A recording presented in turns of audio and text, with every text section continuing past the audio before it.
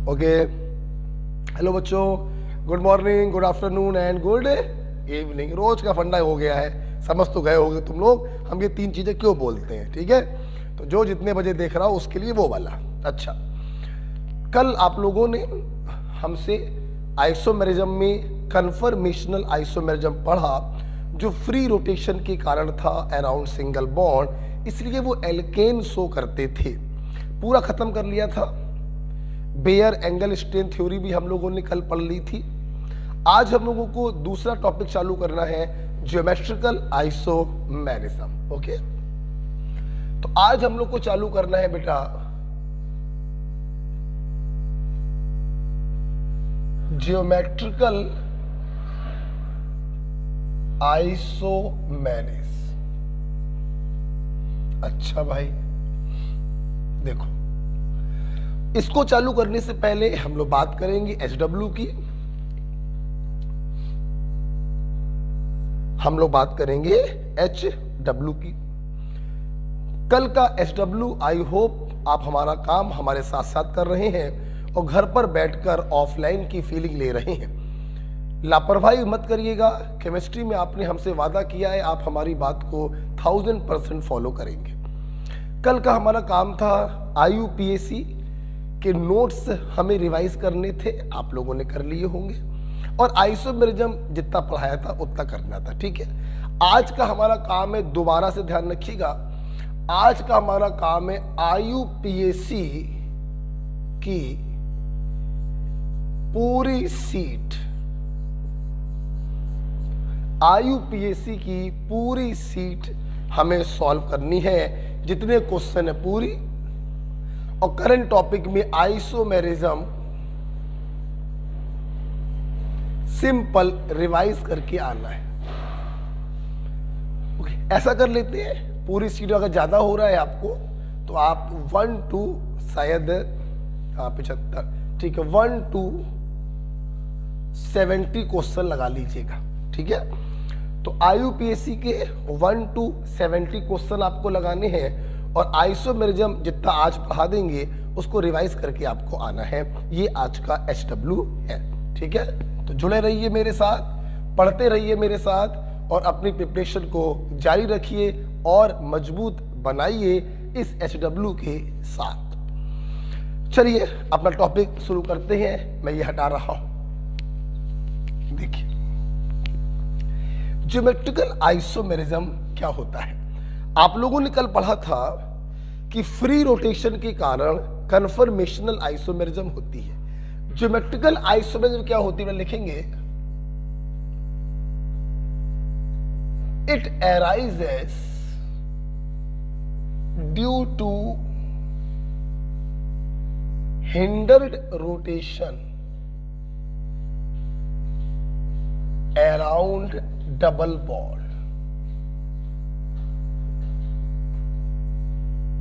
ब्रशों में ये मार्कर नीचे रखा हुआ है, दूसरा वाला वो ले आओ।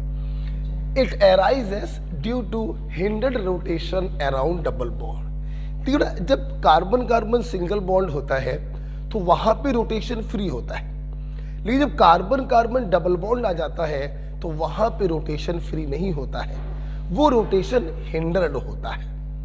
क्यों होता है हिंडर्ड, आइए समझते हैं। केमिकल बॉन्डिंग आप लोग पढ़ ही चुके हैं। देखिए बेटा, देखिए मान लीजिए कार्बन कार्बन पाई बॉन्ड बनाना है, तो आपको मालूम है कि पाई बॉन्ड कैसे बनता है, प्योर ऑर्बिटल की लेटरल ओवरलैपिंग से पाई बॉन्ड का फॉर्मेशन होता है, ये सिग्मा बॉन्ड। आप खुद देखो बेटा, जब आप इस कार्बन कार्बन के अराउंड इसको रोटेट करोगे, तो जब रोटेट करोगे तो ये ओवरलैपिंग जो होगी ये ओपन हो जाएगी, और ओवरलैपिंग अगर ओपन हो गई मतलब पाई बॉन्ड टूट गया। तो आप बताओ क्या ये पाई बॉन्ड आसानी से टूटेगा? नहीं, आपको एनर्जी लगानी पड़ेगी, आपको ताकत लगानी पड़ेगी, मतलब ये रोटेशन फ्री नहीं होगा। यस, कार्बन कार्बन जब मल्टीपल बॉन्ड होते हैं, पाई बॉन्ड होता है, तो पाई बॉन्ड p ऑर्बिटल की लेटरल ओवरलैपिंग से बनता है। इस लेटरल ओवरलैपिंग के कारण कार्बन कार्बन रोटेशन जो होता है वो हिंडर्ड होता है, और इसी हिंडर्ड रोटेशन के कारण जो आइसोमेरिज्म पिक्चर में आती है उसे हम ज्योमेट्रिकल आइसोमेरिज्म कहते हैं। बोलो बेटा क्या कहते हैं? Geometrical isomerism. ओके, अच्छा, तो यहां बड़े क्लियर हो गया कि ज्योमेट्रिकल आइसोमेरिज्म कहां कहां होगी? जहां पे डबल बॉन्ड होंगे, क्योंकि जहां जहां डबल बॉन्ड होगा वहां वहां रोटेशन हिंडर्ड होगा, और रोटेशन अगर हिंडर्ड होगा तो ज्योमेट्रिकल आइसोमेरिज्म पिक्चर में आएगी। This is alkene, this is oxide. आपको जान के थोड़ा ताज्जुब होगा, लेकिन इसको एक्सप्लेन करेंगे बाद में। साइक्लोएल्केन, साइक्लोएल्केन में भी रोटेशन बेटा हिंडर्ड होता है, इसलिए साइक्लोएल्केन भी ज्योमेट्रिकल आइसोमेरिज्म को शो करता है। तो ये देखिए, जहां जहां पे मल्टीपल बॉन्ड होगा वहां पे रोटेशन हिंडर्ड होगा, और साइक्लोएल्केन में भी रोटेशन हिंडर्ड होता है। क्यों होता है अभी थोड़ी देर में आपको एक्सप्लेन करेंगे।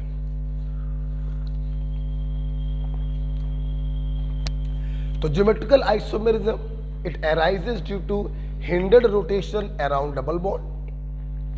डबल बॉन्ड का रोटेशन हिंडर्ड क्यों होता है? क्योंकि पाई बॉन्ड बनता है पी ऑर्बिटल की लैटरल ओवरलैपिंग से। जब आप इसको घुमाएंगे तो पाई बॉन्ड टूट सकता है, जो आसान नहीं होगा, इसलिए ये रोटेशन भी आसान नहीं होता है, हिंडर्ड होता है, रुक रुक कर होता है, एनर्जी की हेल्प से होता है, फ्री नहीं होता है। तो जहां जहां रोटेशन हिंडर्ड होगा वहां वहां ज्योमेट्रिकल आइसोमेरिज्म आएगी, जैसे एल्कीन में होती है, ऑक्साइड में होती है, और साइक्लोएल्केन्स में भी होती है। अब हम लोग वन बाय वन इन तीनों को डिस्कस करेंगे। आइए पहले करते हैं एल्कीन में। पहला है एल्कीन।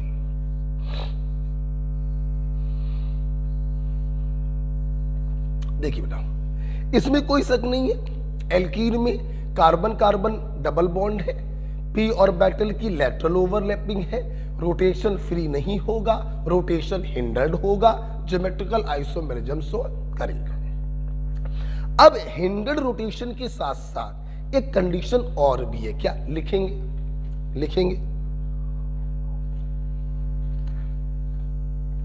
लिखेंगे बेटा,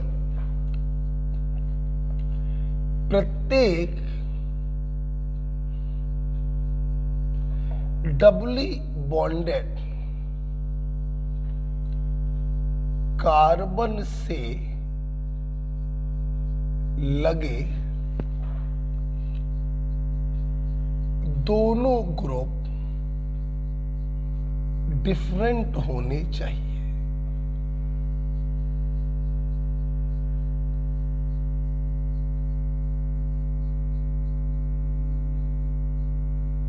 देखिए, डबल बॉन्ड है, ओके, रोटेशन हिंडर्ड है, ओके, उसके अलावा भी कंडीशन क्या होती है कि जिस जिस कार्बन के बीच में डबल बॉन्ड है उन कार्बन से लगे दोनों ग्रुप डिफरेंट होने चाहिए। जैसे देखिए बेटा, देखिए इस कार्बन से लगे दोनों ग्रुप डिफरेंट होने चाहिए और इस कार्बन से लगे दोनों ग्रुप डिफरेंट होने चाहिए। ये आपस में चाहे सेम हो जाए और चाहे बेटा ये आपस में डिफरेंट हो जाए, उससे कोई फर्क हमें नहीं पड़ता। ओके, बस कार्बन से लगे दोनों ग्रुप डिफरेंट होने चाहिए। तो ये भी ज्योमेट्रिकल शो करेगा और ये भी ज्योमेट्रिकल शो करेगा। अच्छा भाई सुना बेटा, जब इससे लगे दोनों ग्रुप और इससे लगे दोनों ग्रुप सेम होते हैं तो इस ज्योमेट्रिकल आइसोमेरिज्म को हम कहते हैं सिस ट्रांस आइसोमेरिज्म। और जब ये चारों ग्रुप डिफरेंट होते हैं तो इसे हम कहते हैं EZ आइसोमेरिज्म। अच्छा, अब सवाल ये है इसको सिस कब कहेंगे और ट्रांस कब कहेंगे? तो बहुत ही आसान है, यहां पे समझना तो बहुत ही आसान है। देखिए बेटा, अगर सेम ग्रुप सेम साइड है तो इसे हम लोग कहेंगे सिस। आप देखो इसका ए भी ऊपर है, इसका ए भी ऊपर है, तो इसे कहेंगे सिस। और अगर सेम ग्रुप अपोजिट साइड हो जाए तो इसे हम लोग कहते हैं ट्रांस। इसे बेटा हम लोग क्या कहते हैं? ट्रांस। ठीक है, तो cis trans, same group same side cis, same group opposite side trans. ठीक है, अब सवाल ये आया कि हम लोग इसे ई और जेड कब कहेंगे? सुनिए बेटा, देखिए यहां पर तो कोई भी ग्रुप आपस में सेम नहीं है, वहां पर तो आसान हो गया, same group same side cis, same group opposite side trans. यहां पे क्या करें? यहां तो चारों ग्रुप डिफरेंट। देखो बेटा, यहां पे हम लोग क्या करते हैं, प्रत्येक कार्बन से जो दो ग्रुप लगे होते हैं हम इनकी प्रायोरिटी चेक करते हैं। कैसे चेक करते हैं प्रायोरिटी? वो अभी पढ़ाएंगे। सिप रूल, कान इंगोल्ड प्रीलॉग रूल। उस रूल से हमें यह पता चलेगा इन दोनों में हायर प्रायोरिटी का ग्रुप कौन सा है और इन दोनों में हायर प्रायोरिटी का ग्रुप कौन सा है। अगर higher priority group same side पर है तो उसे कहेंगे सिस, और यहां पर सिस को कहते हैं जेड। और अगर higher priority group opposite side पर है तो it is equivalent to trans, और ट्रांस को यहां पर कहते हैं ई। ओके, देखिए जरा एक बार देखिए, मान लो बेटा, समझा जरा, अभी प्रायोरिटी पे दिमाग मत लगाना। मान लो ए और बी में ए हायर प्रायोरिटी का है और डी और ई में डी हायर प्रायोरिटी का है, तो same higher priority group same side है, it is equivalent to cis, और यहां पर सिस को बेटा हम लोग कहते हैं जेड। ये जेड फॉर्म है। ओके, और अगर higher priority group opposite side हो जाए, अगर higher priority group opposite side हो जाए तो इसे हम लोग कहते हैं ई फॉर्म। ओके बेटा, तो देखिए सबसे जरूरी बात यह होती है कि ज्योमेट्रिकल आइसोमेरिज्म हिंडर्ड रोटेशन के कारण होता है। यहां पर भी उससे भी ज्यादा जरूरी बात यह है कि प्रत्येक कार्बन से लगे दोनों ग्रुप डिफरेंट होने चाहिए। अगर ये आपस में सेम है तो सिस ट्रांस कहेंगे, और चारों अगर डिफरेंट हो गए तो ई जेड कहेंगे। अच्छा भाई, सिस ट्रांस में सिस कब बोलेंगे, ट्रांस कब बोलेंगे? Same group same side cis, same group opposite side trans. यहां पर ई और जेड कब बोलेंगे? हम लोग ग्रुपों की प्रायोरिटी को डिसाइड करेंगे। अगर सेम प्रायोरिटी सेम साइड तो this is equivalent to cis, cis को यहां कहते हैं जेड। और same priority opposite side trans, यहां पे ट्रांस को कहते हैं ई। ओके, ध्यान रखिएगा, हम ये नहीं कह रहे हैं कि सिस इज जेड ट्रांस इज ई, मैं ये नहीं कह रहा हूं, ये गलत है। ई का मतलब ट्रांस नहीं है और जेड का मतलब सिस नहीं है। हमने बोला कि सिस के जैसा जो दिखाई पड़े वो जेड है और ट्रांस के जैसा जो दिखाई पड़े वो ई है। मैंने ये नहीं बोला कि trans is E and cis is Z, ये नहीं बोला। ऐसे ऐसे मॉलिक्यूल भी आपको दिखाई पड़ जाएंगे जो सिस ट्रांस में ट्रांस होगा और ई जेड में जेड होगा, दिखाई पड़ेंगे आपको। ये तो बस समझने का एक तरीका होता है कि सिस पैटर्न का जो दिखाई पड़े उसे जेड बोल दो और ट्रांस पैटर्न का जो दिखाई पड़े उसे ई बोल दो। इसलिए मैं अपने बच्चों से कहता हूं इसको ऐसे पढ़ा करो, ई जेड ना पढ़ाओ, इसे पढ़ा करो जेड ई। क्या पढ़ा करो? Z E. तो Z is equivalent to cis and E is equivalent to trans. एक तरीका और भी बताता हूं बच्चों को, eat, eat, E is equivalent to trans, ऐसे भी पढ़ सकते हो, ज्यादा अच्छा तरीका है। जो ट्रांस के जैसा दिखाई पड़े वो ई, और जो सिस के जैसा दिखाई पड़े वो जेड। तो ईट से भी आप समझ सकते हो। अच्छा, अब बच्चे सोच रहे होंगे कि सर हम लोग प्रायोरिटी कैसे डिसाइड करेंगे, अभी थोड़ी देर में बताएंगे। उससे पहले एक सवाल कराएंगे, आप इसको लिख लीजिए। सबसे जरूरी बात है, जिस जिस कार्बन के बीच में डबल बॉन्ड है उनसे लगे दोनों ग्रुप डिफरेंट होने चाहिए। अगर आपस में सेम हो जाए तो सिस ट्रांस, और चारों डिफरेंट हो जाए तो ई और जेड। चलिए बेटा देखते हैं, हम लोग एक स्टेप आगे बढ़ते हैं। एक क्वेश्चन कराएंगे पहले।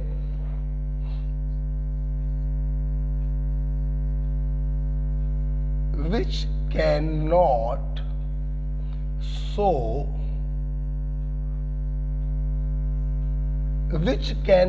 show geometrical isomerism। दो लाइन छोड़ के लिखिएगा। ऑप्शंस हैं 1,2 डाइक्लोरोएथीन,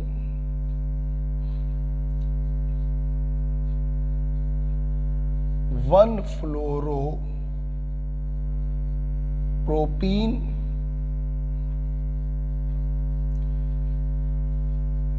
ब्यूटेन 2, ब्यूटेन 1। ये आपके नीट का बहुत चहेता सवाल है। इनमें से कौन ज्योमेट्रिकल आइसोमेरिज्म शो नहीं करेगा? आप क्या करिए, इनके फिगर बनाइए और दोनों कंडीशन सेटिस्फाई करिए। अगर कंडीशन सेटिस्फाई होती है तो शो करेगा, नहीं होती है तो नहीं करेगा। देखिए, एथ का मतलब रूट वर्ड एथ, 2 कार्बन होंगे। मेरे बच्चे जानते हैं, जब नाम से चित्र बनाते हैं नंबरिंग कहीं से कर दीजिए। प्राइमरी सफिक्स इन है, ऑफ कोर्स डबल बॉन्ड होगा। एक सीएल लगा है 1 पर, एक सीएल लगा है 2 पर। 1,2 डाइक्लोरोएथीन। अच्छा भाई, जो वैलेंसी आपको दिखाई नहीं पड़ रही है ये अंडरस्टूड होता है, उस पर हाइड्रोजन होगा। आप देखिए, डबल बॉन्ड रोटेशन हिंडर्ड होगा और प्रत्येक कार्बन से लगे दोनों ग्रुप डिफरेंट है, मतलब ये ज्योमेट्रिकल आइसोमेरिज्म शो करेगा। हमें वो ढूंढना है जो शो ना करे। आगे बढ़ो। प्रोप, रूट वर्ड, नंबरिंग कहीं से कर दो। इन, इन्होंने डबल बॉन्ड की पोजीशन नहीं बताई। बेटा क्या 3 कार्बन में डबल बॉन्ड की पोजीशन बताने की जरूरत है? नहीं। डबल बॉन्ड हमेशा फर्स्ट पोजीशन पर ही होगा। आप अगर यहां पे डबल बॉन्ड लगाते तो नंबरिंग यहां से कर देते। तो 3 कार्बन की एल्कीन में डबल बॉन्ड की पोजीशन बताने की जरूरत नहीं है। राइट। 1 फ्लोरो, 1 पे लगा है फ्लोरो, 1 फ्लोरो प्रोपीन 1। अब सवाल है कि शो करेगा कि नहीं। पहले देखिए, रिमेनिंग वैलेंसी पर क्या होगा? हाइड्रोजन। इसकी भी रिमेनिंग वैलेंसी पे क्या होगा? हाइड्रोजन। देखिए सब लोग, डबल बॉन्ड रोटेशन हिंडर्ड होगा। इससे लगे दोनों ग्रुप डिफरेंट हैं और इससे लगे भी दोनों ग्रुप डिफरेंट हैं, मतलब ये भी ज्योमेट्रिकल आइसोमेरिज्म शो करेगा। राइट। देखते हैं ब्यूटीन 2। ब्यूट का मतलब 4 कार्बन, नंबरिंग कहीं से कर दीजिए, उससे कोई फर्क नहीं पड़ता। ब्यूटीन 2 और 3 के बीच में डबल बॉन्ड होगा। रिमेनिंग वैलेंसी पे क्या होगा? हाइड्रोजन। देखिए क्या ये कंडीशन सेटिस्फाई कर रहा है? इस कार्बन से लगे दोनों ग्रुप डिफरेंट हैं और इस कार्बन से भी लगे दोनों ग्रुप डिफरेंट हैं, मतलब ये भी ज्योमेट्रिकल आइसोमेरिज्म शो करेगा। ओके, हम लोग बात करते हैं चौथा वाला, ब्यूटीन 1। नंबरिंग कहीं से कर दीजिए। ब्यूटीन 1 का मतलब है 1 और 2 के बीच में डबल बॉन्ड होगा, रिमेनिंग वैलेंसी पर हाइड्रोजन होगा। अगर आप ध्यान से देखें तो इस कार्बन से लगे दोनों ग्रुप डिफरेंट हैं, लेकिन इस कार्बन से लगे दोनों ग्रुप सेम है, मतलब ये ज्योमेट्रिकल आइसोमेरिज्म शो नहीं करेगा, तो यही हमारा राइट आंसर होगा। सबसे प्यारा क्वेश्चन है नीट के लिए, इनमें से कौन ज्योमेट्रिकल आइसोमेरिज्म शो नहीं करेगा? प्रत्येक कार्बन से लगे दोनों ग्रुप डिफरेंट होने चाहिए। यहां पे देखो एक कार्बन से लगे दोनों ग्रुप सेम है, इसलिए चौथा वाला ज्योमेट्रिकल आइसोमेरिज्म शो नहीं करेगा। ओके, बहुत ही बढ़िया सवाल, प्यारा सवाल। ओके, तो क्या मेरे बच्चों ने समझा? ज्योमेट्रिकल आइसोमेरिज्म हिंडर्ड रोटेशन के कारण होता है। Hindered rotation usually pi bond के कारण होता है।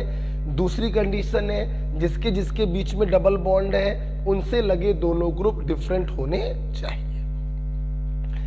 ओके, अब आगे चलते हैं। अब हम लोग देखते हैं हाउ टू डिसाइड प्रियोरिटी, क्योंकि सिस ट्रांस में तो कोई प्रॉब्लम नहीं, same group same side cis, same group opposite side trans. E Z में प्रॉब्लम आ रही है, हमें प्रायोरिटी डिसाइड करनी पड़ेगी। आइए हम लोग देखेंगे हाउ टू डिसाइड प्रायोरिटी।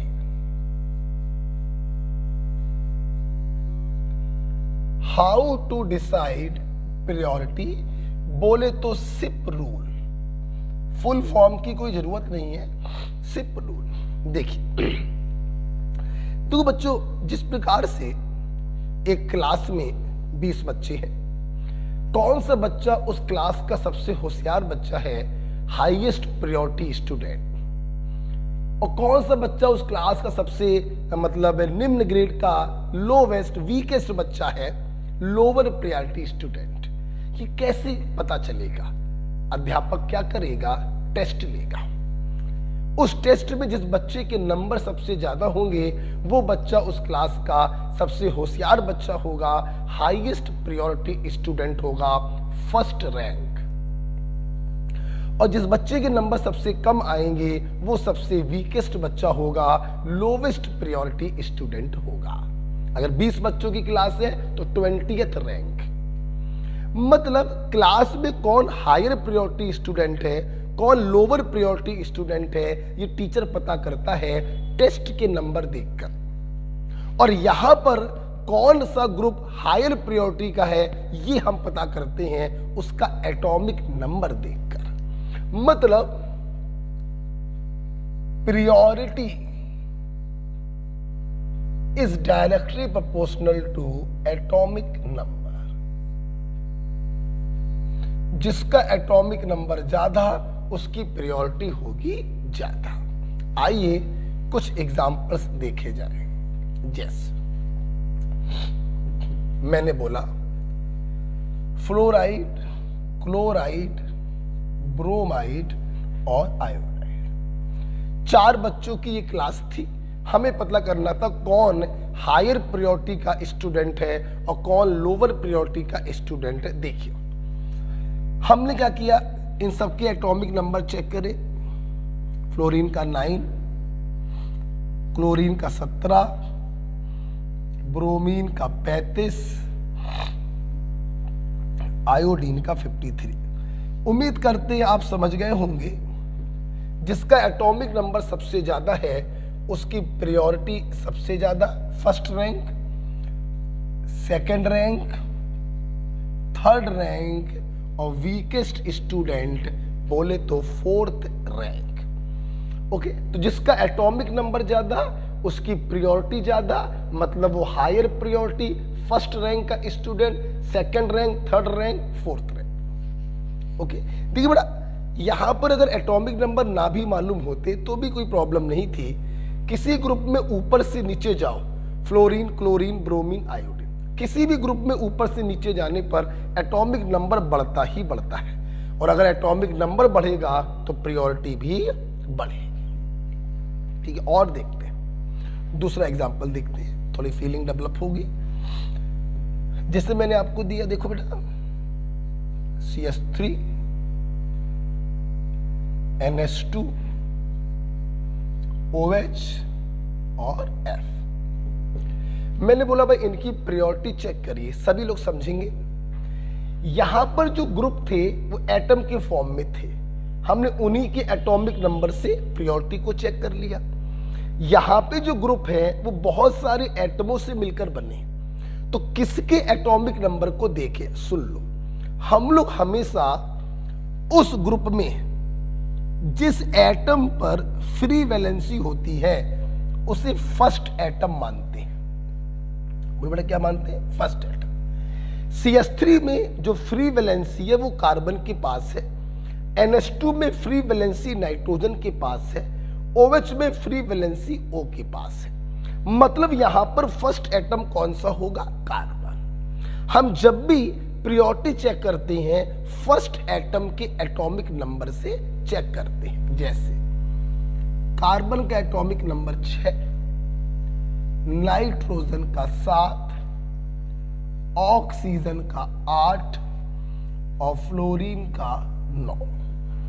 आप देख सकते हैं जिसका एटॉमिक नंबर सबसे ज्यादा वो topper of the class, highest priority group,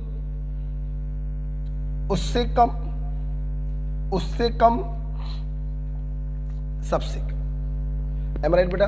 तो ध्यान रखिएगा जब ग्रुप बहुत सारे एटम से मिलकर बनता है तो फर्स्ट एटम के एटॉमिक नंबर से हम प्रायोरिटी को चेक करते हैं। फर्स्ट एटम आप किसे कहते हैं, जिस एटम पर फ्री वैलेंसी होती है, या तुम ऐसे भी समझ सकते हो, ऐसे भी समझो, जैसे हमें CH3 और NH2 को चेक करना था। देखो बेटा, तो ये CH3 कार्बन के द्वारा आपके सिस्टम से जुड़ा हुआ है, तो फर्स्ट एटम क्या होगा, कार्बन। और ये ग्रुप नाइट्रोजन के द्वारा आपके सिस्टम से जुड़ा हुआ है, तो फर्स्ट एटम क्या होगा, नाइट्रोजन। आप ऐसे समझो ना कि भाई अगर CH3 को यहां से तोड़ोगे तो कार्बन पर ही फ्री वैलेंसी आएगी, और अगर NH2 को यहां से तोड़ोगे तो नाइट्रोजन पर फ्री वैलेंसी आएगी, और जिस पर फ्री वैलेंसी होती है उसी को फर्स्ट एटम हम कहते हैं। ओके बेटा, तो फर्स्ट एटम से हम लोग चेक करेंगे, राइट। अच्छा, और तीसरा एग्जांपल देखते हैं, ठीक है, इसको रब करना पड़ेगा। तीसरा एग्जांपल देखेंगे। अच्छा, अब मान लो हम कोई एग्जांपल ये ले लें, मान लो मैंने कोई एग्जांपल ये ले लिया, जैसे CH2 CH3 ले लिया, और से COOH ले लिया, और मान लो NH2 ले लिया, मान लो F ले लिया, ठीक है। मैंने कहा भाई इनकी प्रायोरिटी चेक करो। सबको मालूम है पहले एटम से चेक करेंगे। पहला एटम कार्बन, एटॉमिक नंबर 6। पहला एटम कार्बन, एटॉमिक नंबर 6। पहला एटम नाइट्रोजन, एटॉमिक नंबर 7। पहला एटम फ्लोरीन, एटॉमिक नंबर 9। अब इसमें कोई शक नहीं है कि 4 बच्चों की इस क्लास में टॉप किसने किया, फ्लोरीन ने किया, तो फर्स्ट प्रायोरिटी ग्रुप कौन हो गया, फ्लोरीन। सेकंड रैंक किसकी आई, NH2 की आ गई। अच्छा भाई, अब मेरे बच्चे बताएं, 2 स्टूडेंट के नंबर क्या आए हैं, सेम। मतलब अब कैसे डिसाइड करें कि थर्ड रैंक किसकी है और फोर्थ रैंक किसकी है। अगर टेस्ट लेने पर 2 बच्चों के नंबर सेम आ रहे हैं तो जाहिर सी बात है टीचर उनकी रैंक को डिसाइड करने के लिए दोबारा टेस्ट लेगा। हाँ, जब पहले एटम से प्रायोरिटी चेक नहीं हो पाती है तो हम दूसरे एटम से प्रायोरिटी चेक करते हैं। यहां पर देखिए बेटा, ध्यान सुनना जो मैं बोलने जा रहा हूं। दूसरा एटम हम उसे मानते हैं जो पहले एटम से जुड़ा हो और जिसका एटॉमिक नंबर सबसे ज्यादा हो। जहां बैठे हो बोलो। दूसरा एटम हम उसे मानते हैं जो पहले एटम से जुड़ा हो और जिसका एटॉमिक नंबर सबसे ज्यादा हो। जैसे आप देखिए बेटा, पहला एटम कार्बन है, इससे 2 H लगे हैं, एक C लगा है, तो H भी फर्स्ट एटम से जुड़ा है, C भी फर्स्ट एटम से जुड़ा है, तो सेकंड एटम किसको मानोगे? C को मानोगे, जिसका एटॉमिक नंबर ज्यादा हो। यहां पर इस फर्स्ट एटम से O जुड़े हुए हैं, दोनों सेम है, जिसको चाहो उसको मान लो। तो कोई बता देगा जब टीचर ने दोबारा टेस्ट लिया तो इसके नंबर ज्यादा आए, तो इसकी रैंक हो गई 3rd और इसकी रैंक हो गई 4th। ओके, तो जब बेटा पहले एटम से प्रायोरिटी डिसाइड नहीं हो पाती है तो दूसरे एटम से चेक करते हैं। दूसरा एटम हम उसे मानेंगे जो पहले एटम से जुड़ा हो और जिसका एटॉमिक नंबर ज्यादा हो। ओके, अगर आपको समझ में आया है तो इसी के ऊपर एक सवाल और करा देते हैं, इसी के ऊपर एक सवाल और करा देते हैं, इसी के ऊपर है।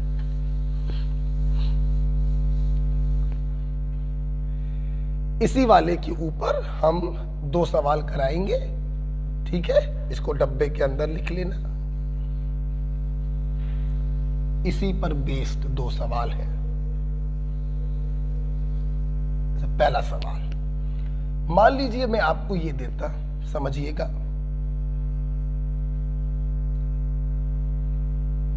ये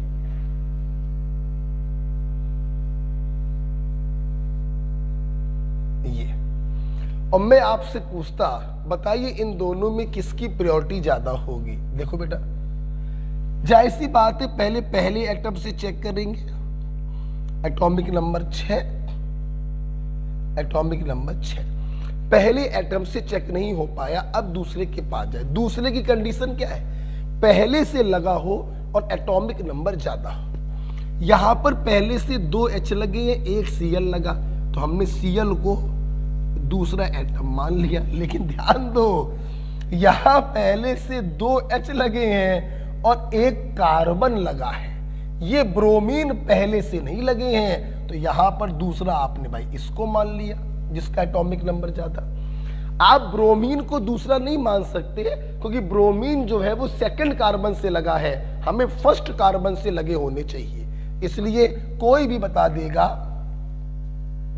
कि इसकी प्रायोरिटी ज्यादा होगी, इसकी प्रायोरिटी कम होगी। ये अगर मान लो फर्स्ट प्रायोरिटी का होगा तो ये मान लो सेकंड प्रायोरिटी का होगा।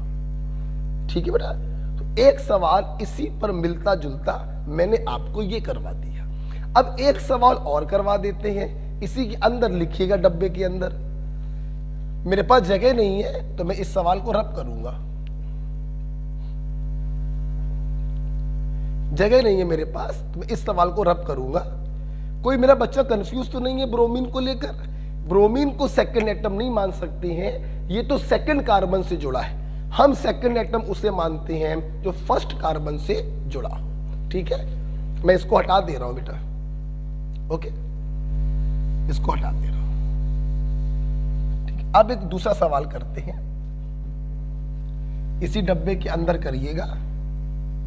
ठीक है, क्या है सवाल? देखो, मैंने आपको दिया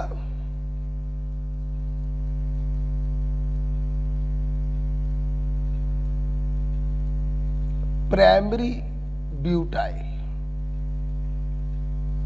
ग्रुप,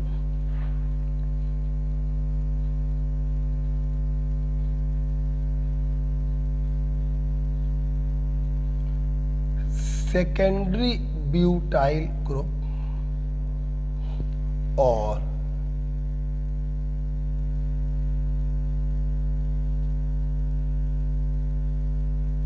टर्सरी ब्यूटाइल ग्रुप। और हमने आपसे पूछा इनमें बताइए प्रायोरिटी क्या होगी। Very simple. देखिए बेटा, आपको एक सीधा लॉजिक बताया।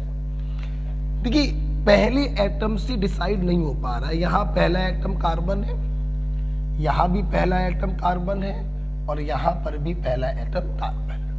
6 6 6 पहले से डिसाइड नहीं हो पाएगा। समझना, नंबर डाल देते। ठीक है, आओ सब लोग सामने देखो। पहले कंसेप्चुअली बताते हैं आपको, पहले आपको कंसेप्चुअली बताते हैं, फिर समझाएंगे। ठीक है, देखिए नजरें सब लोग सामने रखें। देखिए पहला एटम कौन है, ये कार्बन।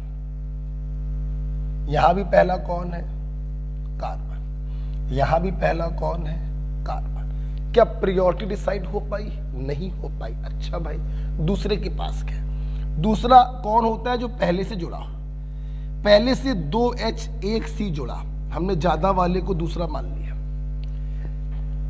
पहले से 2C और 1H जुड़ा, हमने ज्यादा वाले को दूसरा मान लिया। पहले से 3H जुड़े, हमने ज्यादा वाले को दूसरा मान लिया। डिसाइड हो पाया, नहीं हो पाया। अच्छा भाई जब दूसरे से डिसाइड नहीं हो पाया तो हम तीसरे के पास गए। तीसरा, चौथा, दूसरा सब वही माने जाते हैं जो पहले से जुड़े हो। पहले से 2H 1C जुड़ा था, C को दूसरा मान लिया, तो तुमने H को क्या माना, तीसरा। ठीक, यहां पे एक H 2 कार्बन जुड़े थे, एक कार्बन को दूसरा माना, एक कार्बन को तीसरा माना, और यहां पर भी एक कार्बन को तीसरा माना।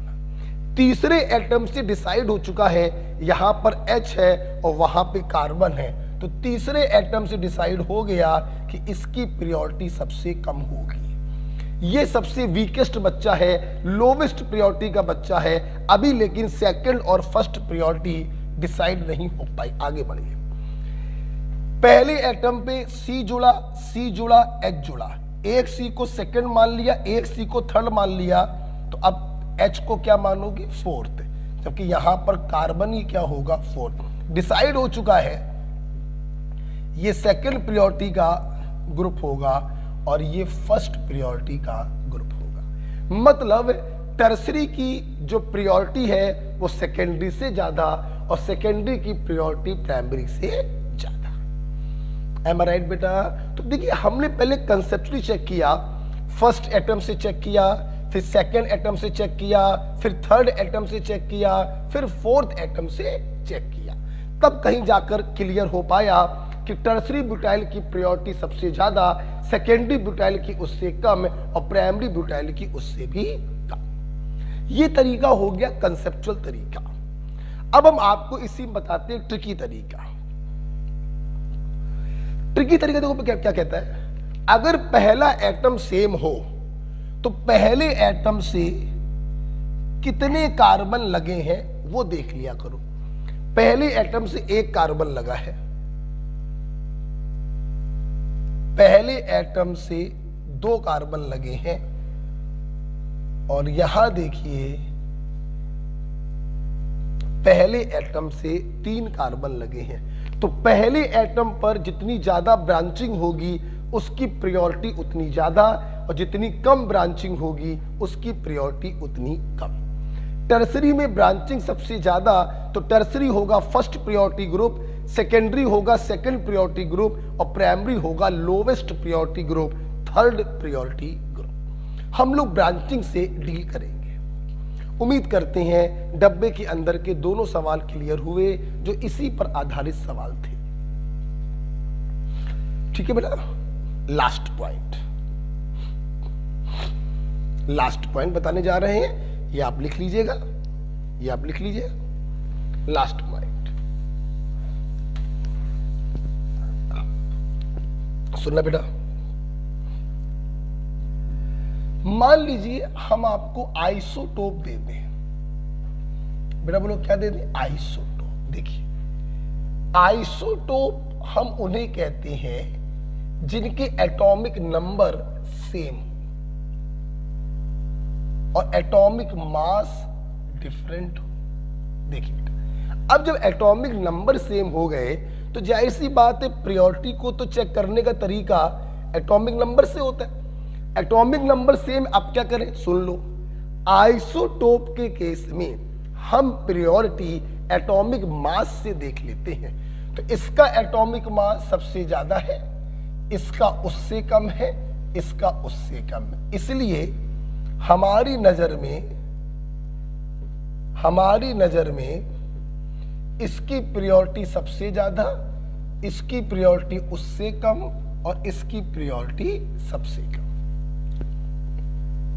ओके बेटा, तो ध्यान रखिएगा आइसोटोप के केस में हम एटॉमिक मास से प्रायोरिटी को कंपेयर करते हैं। ठीक है, अगर आपको ये समझ में आ गया है तो चलिए हम लोग एक स्टेप आगे बढ़ते हैं। हटा रहा हूं उसको। ठीक है,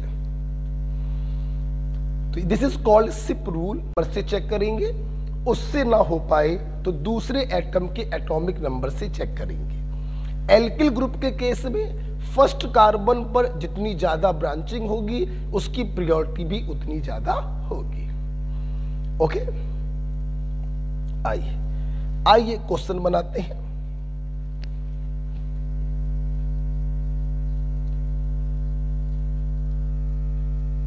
असाइन ई और जेड। ध्यान रखना, ट्रिक बताइए। Eat, E is equivalent to trans and Z is equivalent to cis. ठीक है, जैसे मैंने कुछ बना कर दिए आपको।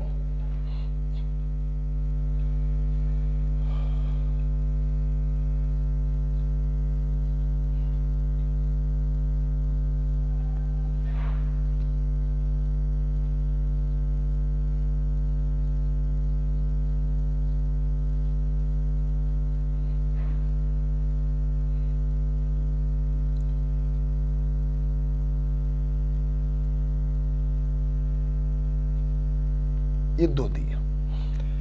मैंने पूछा बताइए भाई ई होंगे या जेड होंगे। आप देखिए इससे लगे दोनों ग्रुपों में हायर प्रायोरिटी कौन है? क्लोरीन। और इससे लगे दोनों ग्रुपों में हायर प्रायोरिटी क्या है? आयोडीन। सिस जैसा दिखाई पड़ रहा है, this is equivalent to Z. इन दोनों में हायर प्रायोरिटी किसकी होगी? OH की। नाइट्रोजन का एटॉमिक नंबर 7 होता है, ऑक्सीजन का 8 होता है। ये हायर प्रायोरिटी का हो गया। ये देखिए प्राइमरी एल्काइल ग्रुप है, ये सेकेंडरी एल्काइल ग्रुप है, तो सेकेंडरी एल्काइल की प्रायोरिटी ज्यादा होगी। सेम प्रायोरिटी सेम साइड सिस के जैसा दिखाई पड़ रहा है और इसे हम लोग कहेंगे जेड फॉर्म। ओके बेटा, ओके। और देखिए ये दिया, ये दिया, देखिए सब लोग।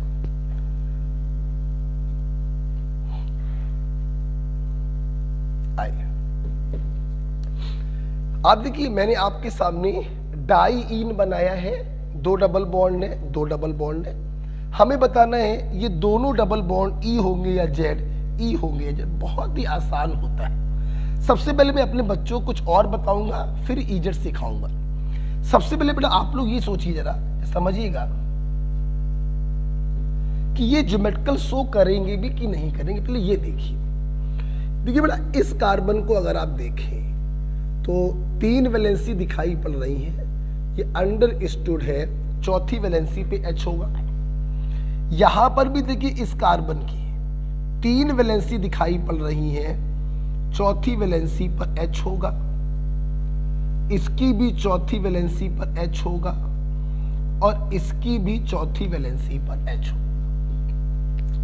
सबसे पहले अब ये देखिए कि इस डबल बॉन्ड में इस कार्बन के बीच में डबल बॉन्ड है। इससे लगे दोनों ग्रुप डिफरेंट हैं और इससे लगे भी दोनों ग्रुप डिफरेंट है। मतलब ये इजेड शो कर सकता है। यहां पर भी देखिए इस कार्बन पर एक H लगा, एक भारी भरकम ग्रुप लगा अलग अलग। इस पर भी एक CH3 लगा, एक H लगा अलग अलग। ये भी शो करेगा। मतलब एग्जामिनर जब इस प्रकार से सवाल बनाकर पूछता है तो ये देखने की जरूरत नहीं है कि शो करेगा कि नहीं करेगा, पक्का करेगा। अब देखते हैं ई होगा या जेड। बहुत आसान काम। देखना, इस कार्बन से लगा कार्बन ऊपर जा रहा और इस कार्बन से लगा कार्बन नीचे जा रहा है। एक ऊपर भाग रहा, एक नीचे, अपोजिट डायरेक्शन में जा रहे हैं। बोले तो ट्रांस, ये ट्रांस के इक्विवेलेंट है और ट्रांस को हम लोग क्या कहते हैं? ई। मतलब ये क्या हो गया? ई। इसको देखो, इसका कार्बन ऊपर जा रहा, इसका कार्बन नीचे जा रहा। ट्रांस के इक्विवेलेंट है और ट्रांस को हम लोग क्या कहते हैं? ई। ठीक है, अब वहां पर H को मत देखिए, सीधे आंसर बताइए। इसका कार्बन ऊपर भागा, इसका कार्बन नीचे भागा, अपोजिट डायरेक्शन में जा रहे हैं। ये ट्रांस के इक्विवेलेंट है और ट्रांस को कहते हैं ई। यहां पर देखो इसका कार्बन ऊपर भाग रहा और इसका कार्बन भी ऊपर भाग रहा, मतलब ये सिस के इक्विवेलेंट है और सिस को हम लोग कहते हैं जेड। एम राइट बेटा? उम्मीद करते हैं आप लोग यहां पर ई और जेड निकालना सीख गए। ठीक है, तो एच को देखने की आवश्यकता नहीं होती है, आप सिंपल ये देखा करिए उनसे लगे कार्बन किस दिशा में जा रहे हैं। जैसे एक एग्जांपल और बना देते हैं,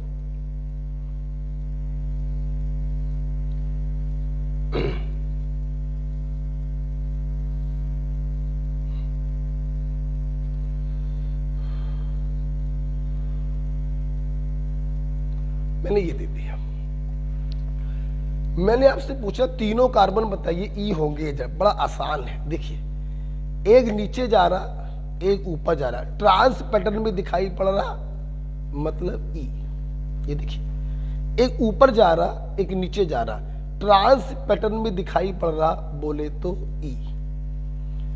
दोनों के दोनों लेफ्ट में भाग रहे हैं, सिस पैटर्न में दिखाई पड़ रहा, बोले तो जेड। तो इस प्रकार से हम लोग ई जेड नॉमेनक्लेचर कर सकते हैं। ओके, असाइन ई और जेड। उम्मीद करते हैं आपको ये समझ में आ गया होगा। ठीक है, एक सवाल और करेंगे। कितने हो गए? 1 2 3 4 5 हो गए। इसी में एक सवाल हम लोग और करने जा रहे हैं, जब देखिएगा 6वां सवाल इसी में है। उससे आपको कुछ नई चीज सीखने को मिलेगी। क्या? मैंने अभी अभी थोड़ी देर पहले आपसे कहा था, हम लोग ट्रांस को ई बोल देते हैं। इसका मतलब ये नहीं है कि E is trans, no no no no no. Trans के जैसा दिखने वाले को ई बोल देते हैं और सिस के जैसे दिखने वाले को जेड बोल देते हैं। इसका मतलब ये नहीं है कि जो जेड होगा वो सिस होगा और जो ई होगा वो ट्रांस होगा। नहीं बेटा, जो ट्रांस होगा वो जेड भी हो सकता है और जो सिस होगा वो ई भी हो सकता है। आओ मैं आपको बताऊं, एग्जाम्पल देखते हैं। इसी में लिख लीजिएगा, 1 2 3 5 हो गए, इसी के आगे 2 और लिख लीजिएगा। कैसे? देखिए बेटा, मैंने आपको ये दिया, समझेंगे सब लोग।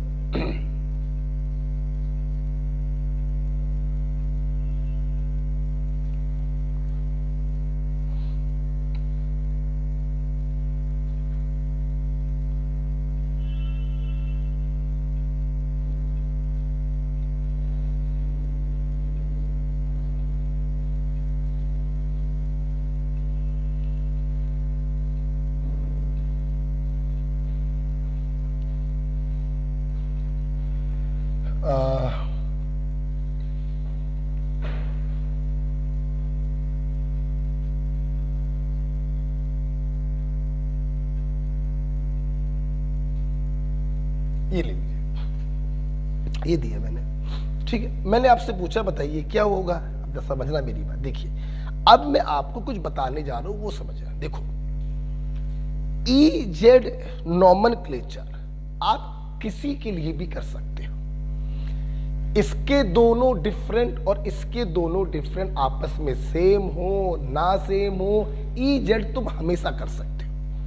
लेकिन सिस ट्रांस आप तभी करोगे जब इससे जुड़ा एक ग्रुप एटलीस्ट इसके एक ग्रुप के जैसा हो, तब आप करोगे सिस ट्रांस। समझिएगा मेरी बात। अगर मैं इसको देखूं ज्योमेट्रिकल, तो ये लपक के शो करेगा।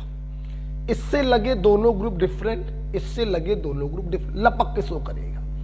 अब सवाल है सिस ट्रांस बोले या ई जेड बोले। देखो ई जेड तो हमेशा बोल सकते हैं, सिस ट्रांस तभी बोलेंगे जब दोनों कार्बनों से एक ग्रुप एटलीस्ट सेम हो। यहां सेम है, इसका सीएल नीचे भाग रहा, इसका सीएल ऊपर, सेम ग्रुप अपोजिट साइड, ये ट्रांस है, कोई शक नहीं ट्रांस है।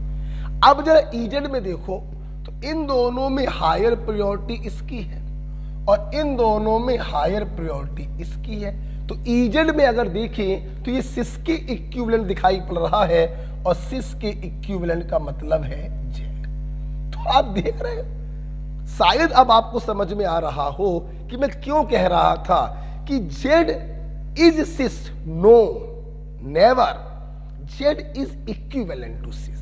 सिस के जैसे दिखाई पड़ने वाले को जेड कह देते हैं। Z is cis, no never. Clear? आप देख सकते हैं सिस ट्रांस के पॉइंट ऑफ व्यू से ये ट्रांस है, सेम ग्रुप अपोजिट साइड पर है, और ई जेड के पॉइंट ऑफ व्यू से ये जेड है क्योंकि higher priority group same side पर है। मैं उम्मीद करता हूं आपको ये पॉइंट समझ में आ गया होगा। ओके, चलिए E Z isomerism, cis trans isomerism आपको क्लियर हुआ। देखिए आपको क्या समझ में आया, देखते एक एग्जांपल और देखते हैं। बताइए ई जेड से करेंगे कि सिस ट्रांस से करेंगे कि दोनों से करेंगे, सोच के बताइएगा।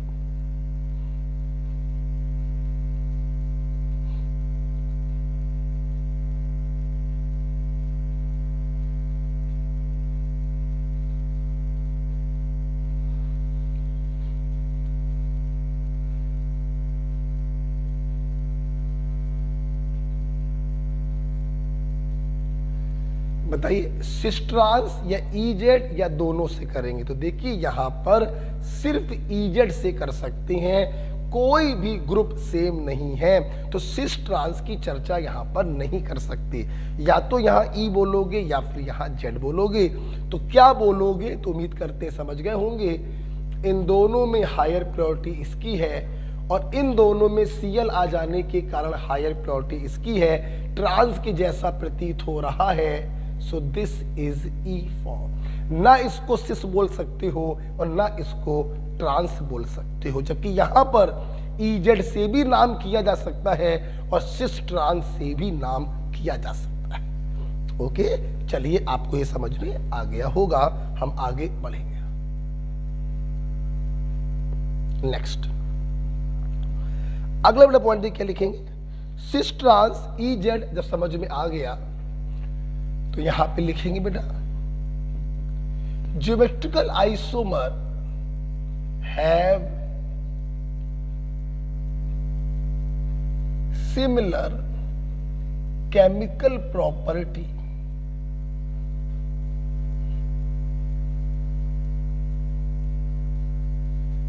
But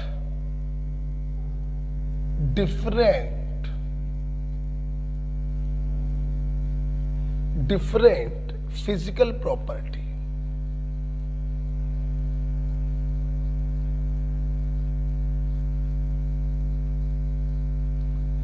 Geometrical isomer have similar chemical property but different physical property, hence also called diastereomer।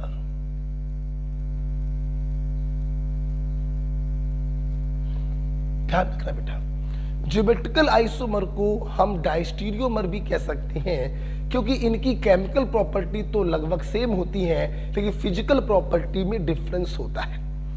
Chemical property का बेटा मतलब होता है किसी से रिएक्शन करके प्रोडक्ट बनाना, और फिजिकल प्रॉपर्टी का मतलब होता है melting point, boiling point, solubility, density. तो इनकी फिजिकल प्रॉपर्टी में डिफरेंस है लेकिन केमिकल प्रॉपर्टी सेम होती है, इसीलिए हम लोग ज्योमेट्रिकल आइसोमर को डायस्टीरियोमर भी कहते हैं। मैं आपको बताना चाहूंगा सिस ट्रांस में जो ट्रांस आइसोमर है, स्टेबिलिटी और मेल्टिंग पॉइंट, ये दो फिजिकल प्रॉपर्टी ऐसी होती हैं जो ट्रांस की ज्यादा होती है सिस से। बाकी सारी केमिकल प्रॉपर्टी सिस की ज्यादा होती है ट्रांस से। स्टेबिलिटी और मेल्टिंग पॉइंट दो चीजें ट्रांस की ज्यादा हैं, बाकी सारी चीजें सिस की ज्यादा होती हैं। अदर चीजें सिस की ज्यादा होती हैं ट्रांस। तो ध्यान रखना बेटा, स्टेबिलिटी ट्रांस की ज्यादा है, मेल्टिंग पॉइंट ट्रांस का ज्यादा है, लेकिन बॉइलिंग पॉइंट सिस का ज्यादा होगा, डाइपोल मूवमेंट सिस का ज्यादा होगा, रिफ्रैक्टिव इंडेक्स सिस का ज्यादा होगा, सॉल्युबिलिटी सिस की ज्यादा होगी, हीट ऑफ हाइड्रोजनेशन सिस की ज्यादा होगी। ट्रांस की सिर्फ दो चीजें ज्यादा होती हैं, स्टेबिलिटी और मेल्टिंग पॉइंट। ओके बेटा, सुनना सुनो ध्यान दो, सब ध्यान दो बेटा। चूंकि बेटा सिस और ट्रांस जो फॉर्म होती हैं इनकी फिजिकल प्रॉपर्टी में डिफरेंस होता है, हमेशा ध्यान रखना।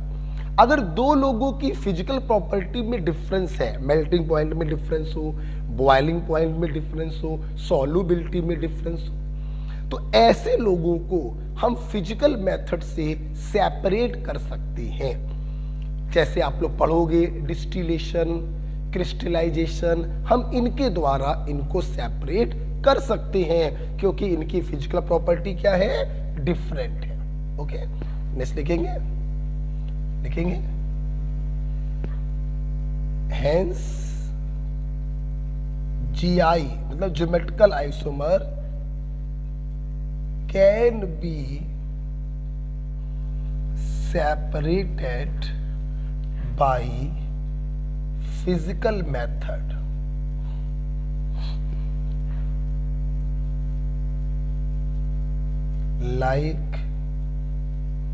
like fractional distillation,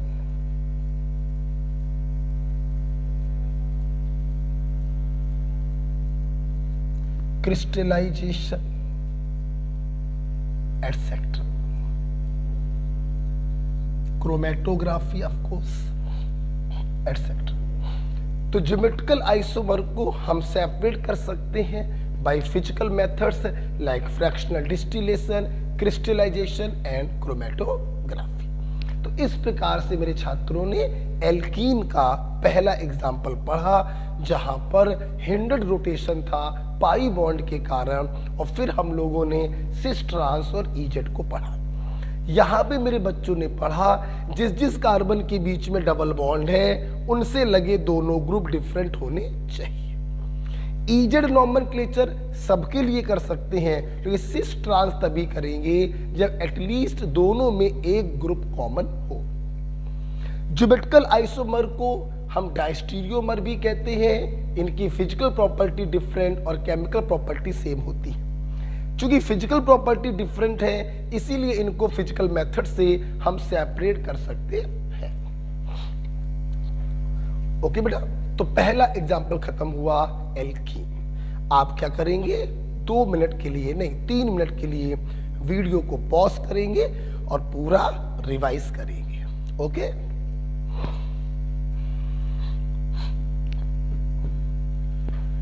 दूसरा एग्जाम्पल हम पढ़ने जा रहे हैं ऑक्साइड।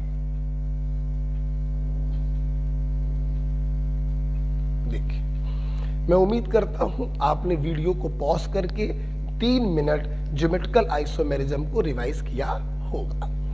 अब हम लोग दूसरा एग्जाम्पल देखने जा रहे हैं बेटा ऑक्साइड।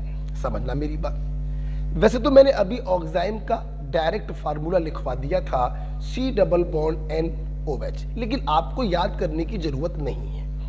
क्यों जरूरत नहीं है, देखिए बेटा,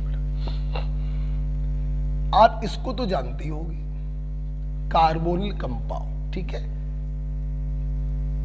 एल्डिहाइड ऑब्लिक कीटोन। अच्छा भाई, अगर हम लोग क्या करें, कार्बोनिल कंपाउंड की रिएक्शन हाइड्रोक्सिल एमीन से कराते हैं, हाइड्रोक्सिल एमीन,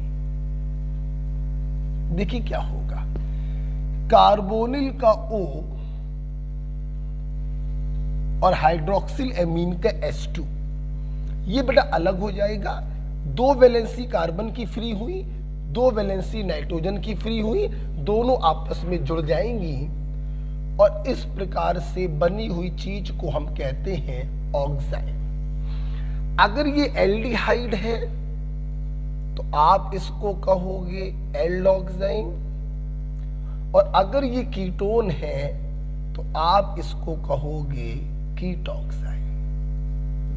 तो सबसे पहले तो मैंने अपने स्टूडेंट को ऑक्साइड के बारे में बताया कि ऑक्साइड के फार्मूले को याद मत करिए, सिर्फ समझिए। एल्डिहाइड से और कीटोन से आप हाइड्रोक्सिल एमीन का रिएक्शन करा दीजिए तो ऑक्साइड का फॉर्मेशन हो जाता है। अच्छा भाई, ऑक्साइड में देखिए कार्बन नाइट्रोजन के बीच में डबल बॉन्ड है, मतलब यहां पर रोटेशन हिंडर्ड होगा, ये ज्योमेट्रिकल आइसोमेरिज्म के लिए तैयार है। दूसरी कंडीशन, जिसके जिसके बीच में डबल बॉन्ड होता है उनसे लगे दोनों ग्रुप डिफरेंट होने चाहिए। देखो बेटा, नाइट्रोजन को कभी मत देखा करो, क्यों? क्योंकि इसका जो दूसरा ग्रुप होता है वो लोन पेयर बन जाता है, डिफरेंट, इसको मत देखा करो, सिर्फ देखा करो कार्बन को। अगर इसके दोनों ग्रुप डिफरेंट हो जाएं, हाँ, तो ये ऑक्साइड जो है वो ज्योमेट्रिकल आइसोमेरिज्म शो करेगा। Um right? आप देख सकते हैं कि अगर इस ऑक्साइड को ऐसे 20 से काटें तो ये अनइक्वल पार्टों में डिवाइड होगा, मतलब दिस ऑक्साइड इज अनसिमेट्रिकल। तो unsymmetrical oxide can show geometrical isomerism.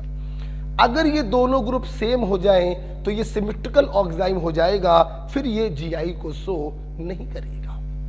आपको समझना चाहिए, unsymmetrical carbonyl compound gives unsymmetrical oxide which can show geometrical isomerism. तो जब कार्बोनिल कंपाउंड अनसिमेट्रिकल होगा तो ऑक्साइड भी अनसिमेट्रिकल होगा, और जब ये अनसिमेट्रिकल होगा तो ये जीआई को शो करेगा। ओके, अच्छा सुनना बेटा, अब हमारे ऑक्साइड दो प्रकार के हो गए, एल्ड ऑक्साइड और कीट ऑक्साइड। आइए पहले देखते हैं एल्ड ऑक्साइड। आइए पहले देखते हैं एल्ड ऑक्साइड। देखिए सब सामने देखिए, लिखना मत बेटा। एल्ड ऑक्साइड कब कहोगे? एक हाथ पे आर, एक हाथ पर एच। एल्डिहाइड से बना होगा तभी तो एल्ड ऑक्साइड कहोगे। क्या ये ज्योमेट्रिकल शो करेगा? बिल्कुल सर करेगा, इसको देखने की जरूरत नहीं। और इससे लगे दोनों ग्रुप डिफरेंट, बिल्कुल करेगा।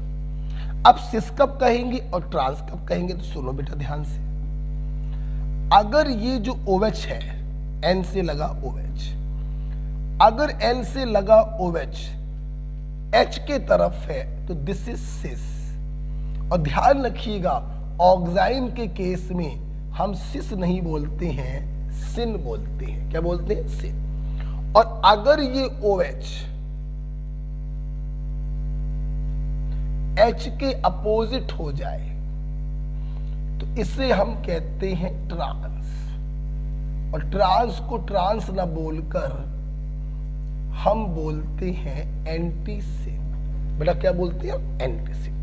तो ऑक्साइड में अगर OH H की तरफ है तो सिन, और अगर OH H की अपोजिट है तो एंटीसिन। ये दोनों आपस में क्या कहलाएंगे? Geometrical isomer. ये दोनों आपस में कहलाएंगे ज्योमेट्रिकल आइसोमर।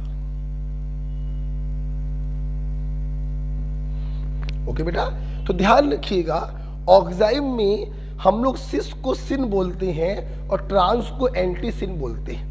धोखे से भी ट्रांस बोल दिया -1 मिलेगा, और सिस बोल दिया तो -1 मिलेगा।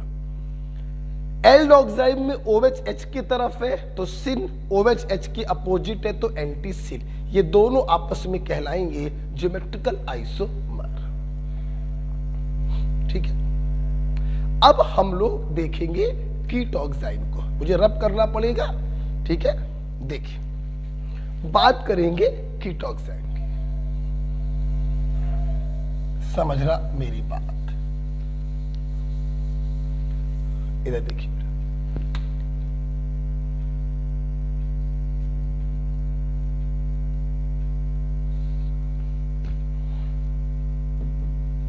कीट ऑक्साइड।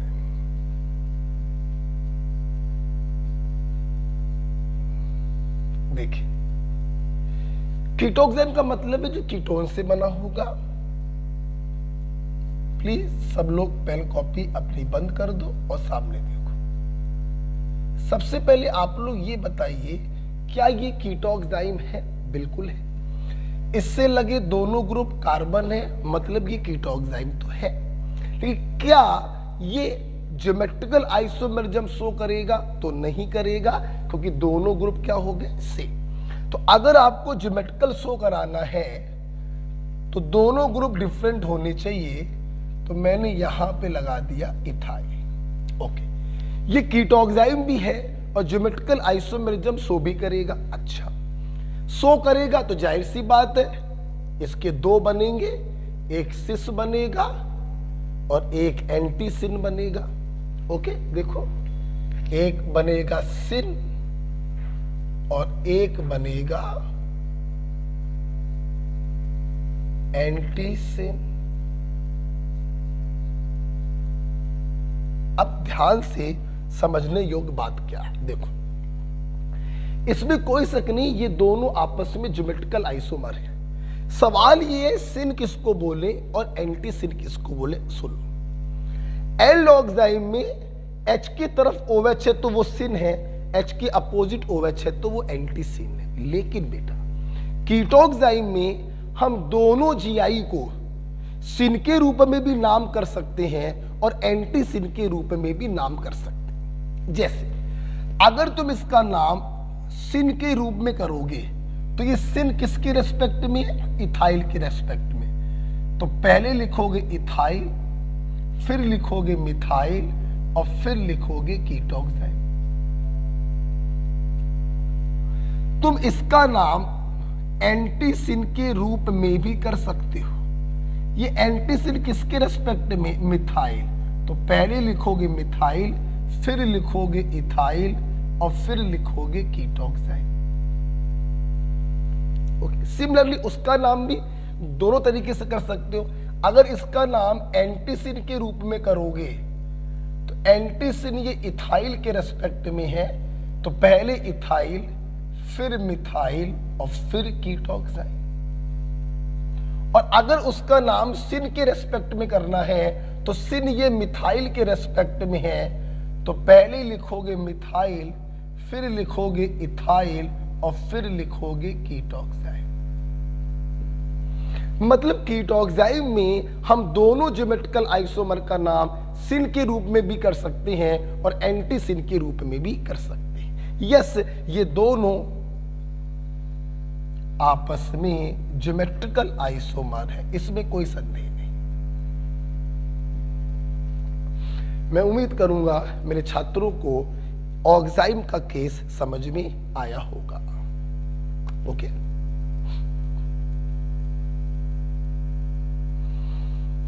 तो आज हमारे छात्र पढ़ रहे थे ज्योमेट्रिकल आइसोमेरिज्म।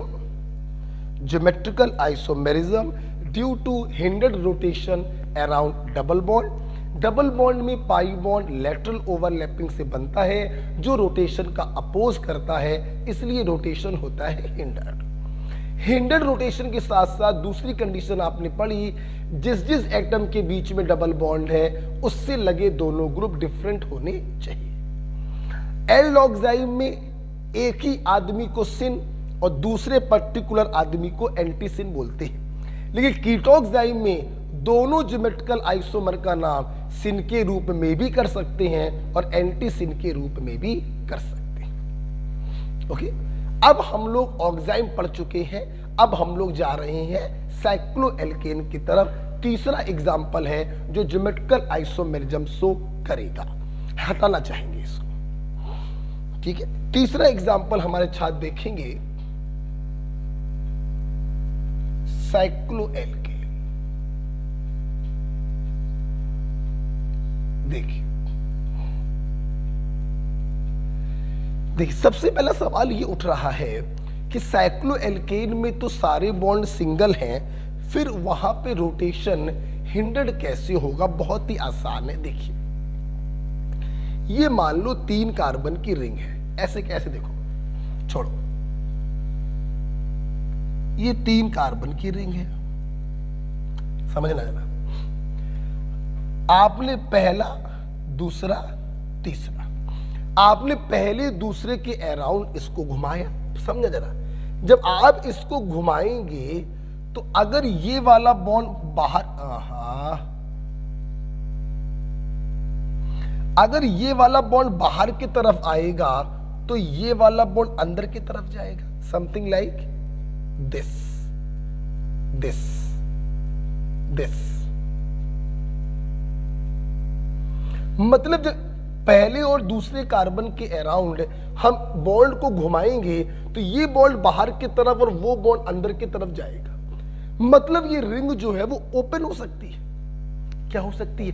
ओपन हो सकती है। ये बॉन्ड टूट सकते हैं। क्या बॉन्ड टूटना चाहेगा? नहीं, ये आपके रोटेशन का अपोज करेगा, इसलिए यहां पर भी रोटेशन कैसा होगा? हिंडर्ड होगा। तो साइक्लोएल्केन में भी रिजिड रिंग होने के कारण ये रोटेशन का अपोज करती है, इसलिए साइक्लोएल्केन भी ज्योमेट्रिकल आइसोमेरिज्म शो करते हैं। ठीक है, अब देखिए जरा सब। तो सबसे पहले मैं यहां पे लिखवाना चाहूंगा, लिख लो, due to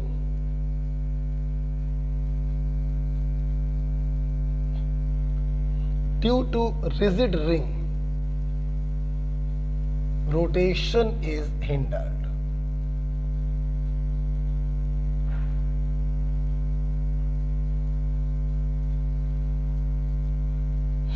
rigid ring structure होने के कारण रोटेशन हिंडर्ड होता है, इसलिए साइक्लोएल्केन ज्योमेट्रिकल आइसोमेरिज्म शो कर सकते हैं। अब सुनना, जैसे साइक्लोप्रोपेन दे दिया, ठीक है, और समझने के, सिर्फ समझने के लिए मिथाइल साइक्लोब्यूटेन दे दिया, ठीक है, और 1,4 डाई मिथाइल साइक्लोहेक्सेन दे दिया। सवाल पूछा इनमें से कौन जीआई शो करेगा? वेरी सिंपल, तुमने अभी अभी एल्कीन से देखा, जिस जिस एटम के बीच में हिंडर्ड रोटेशन है उनसे लगे दोनों ग्रुप डिफरेंट होने चाहिए। एल्कीन में C डबल बॉन्ड C, इससे लगे भी डिफरेंट हो, इससे लगे भी डिफरेंट हो। ऑक्साइड में C double bond NOH, C से लगे दोनों ग्रुप डिफरेंट होने चाहिए। वही चीज इसमें भी है। अब इसमें हिंडर्ड रोटेशन देखो बेटा, तो इस कार्बन और इस कार्बन के अराउंड भी रोटेशन हिंडर्ड होगा, इस कार्बन और इस कार्बन के अराउंड भी रोटेशन हिंडर्ड होगा। तो कोई भी दो ऐसे कार्बन देखो जिनसे लगे दोनों ग्रुप डिफरेंट हो, इसके तो दोनों सेम है, इसके भी दोनों सेम है, और इसके भी दोनों सेम है। हमें मिनिमम दो कार्बन चाहिए हैं जिनसे लगे दोनों ग्रुप डिफरेंट हो। यहां पर तो एक भी कार्बन नहीं है, इसलिए ये ज्योमेट्रिकल आइसोमेरिज्म शो नहीं करेगा। अच्छा, यहां पर है, देखिए इसके अराउंड भी रोटेशन हिंडर्ड होगा, इसके अराउंड भी रोटेशन हिंडर्ड होगा, और इसके अराउंड भी रोटेशन हिंडर्ड होगा। अच्छा, अब हमें दो कार्बन ऐसे चाहिए हैं जिनसे लगे दोनों ग्रुप डिफरेंट हो। आप देखो, इस कार्बन से लगे दोनों ग्रुप डिफरेंट है, एक कार्बन तो मिल गया, लेकिन ध्यान दो यहां पर भी दोनों क्या लगे हैं? H, यहां पर भी दोनों क्या लगे हैं? H, और यहां पर भी दोनों क्या लगे हैं? H। तो अगर आप ध्यान से देखें तो सिर्फ एक ही कार्बन ऐसा मिल रहा है जिससे लगे दोनों ग्रुप डिफरेंट है, बाकी कोई भी कार्बन ऐसा नहीं मिल रहा। मतलब ये भी ज्योमेट्रिकल आइसोमेरिज्म शो नहीं करेगा। राइट, मिनिमम दो कार्बन ऐसे होने चाहिए जिससे लगे दोनों ग्रुप डिफरेंट हो। यहां पर आइए, उम्मीद करते समझ गए होगी, दूर दिखाई पड़ रहा है। इस कार्बन पर एक CH3 एक H, और इस कार्बन पर भी एक CH3 एक H। आप देखिए यहां पर दो कार्बन ऐसे मिल गए हैं जिनसे लगे दोनों ग्रुप डिफरेंट हैं, इसलिए ये ज्योमेट्रिकल आइसोमेरिज्म शो करेगा।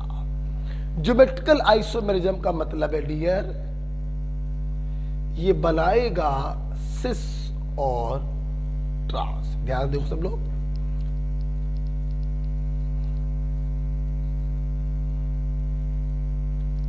ये देखिए, same group same site, this is बोले तो सिस, और अगर सेम ग्रुप अपोजिट साइड हो जाए तो दिस इज बोले तो ट्रांस।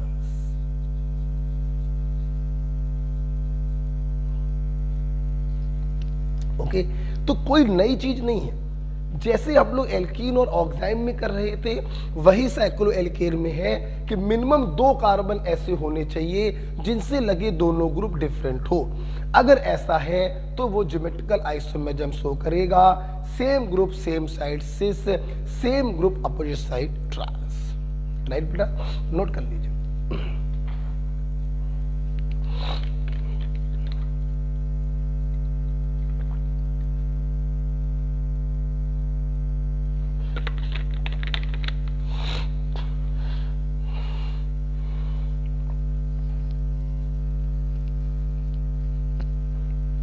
ओके,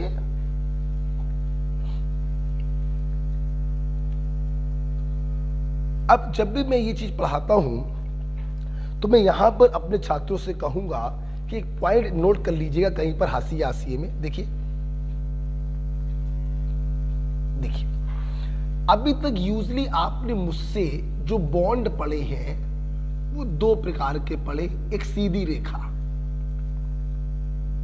ये देखिए, अभी तक आपने मुझसे ये वाले बॉन्ड पढ़े हैं, सीधी रेखा। 2 प्रकार की केमिस्ट्री में बॉन्ड और होते हैं, इसे कहते हैं सॉलिड वेज और इसे कहते हैं डैश। बेटा बोलो क्या कहते हैं? Dash. This is solid veg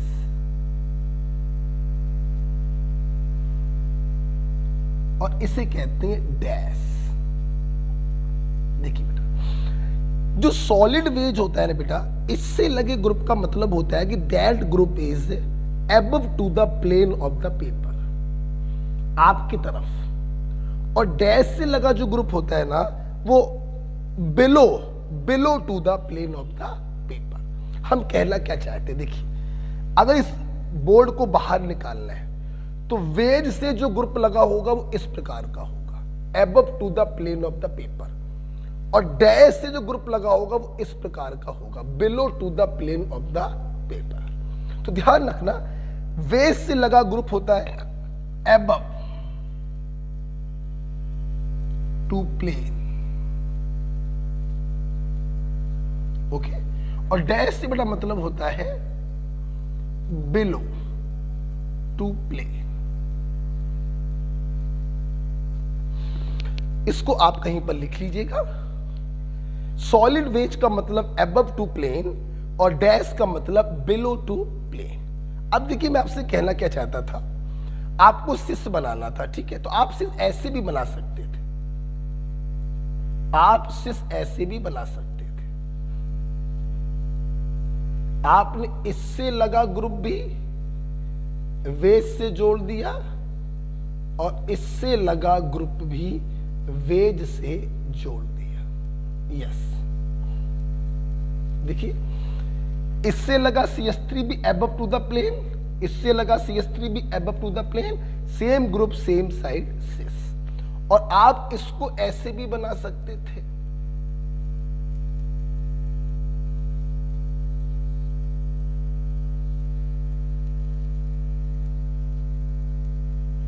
एक को लगा दिया वेज से और एक को लगा दिया डैश से। तो एक हो गया अबव टू द प्लेन, दूसरा हो गया below to the plane, opposite direction में हो गए, तो this is equivalent to trans. Right? तो मैंने अपने छात्रों को वेज डैश फार्मूला भी दिखाया और साइक्लोएल्केन में कब सो होगा कब सो नहीं होगा ये भी मैंने आपको बताया। ओके, तो cycloalkane due to rigid ring rotation is hindered. Minimum 2 carbon होने चाहिए जिससे लगे दोनों ग्रुप डिफरेंट हो। अच्छा भाई, अगर आपको ये समझ में आया है तो एक बहुत ही प्यारा सा क्वेश्चन है, मैं आपको कराना चाहता हूं। आइए देखते हैं, इसको हटाना चाहेंगे हम। एक बड़ा प्यारा सवाल है, देखिए बहुत अच्छा लगता है मुझे सवाल, साइक्लोएल्केन के ऊपर है, बड़ा प्यारा सवाल है।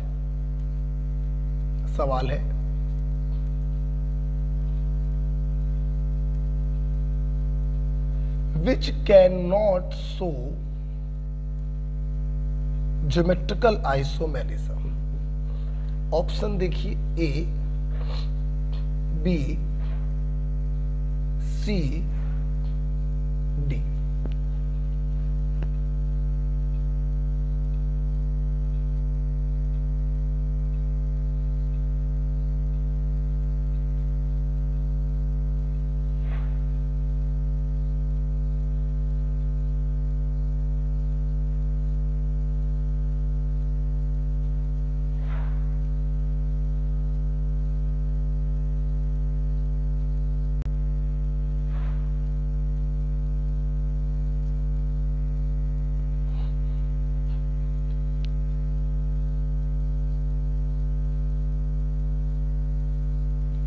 वीडियो को पॉज करिएगा और इसका आंसर मुझे बताइएगा, ठीक है?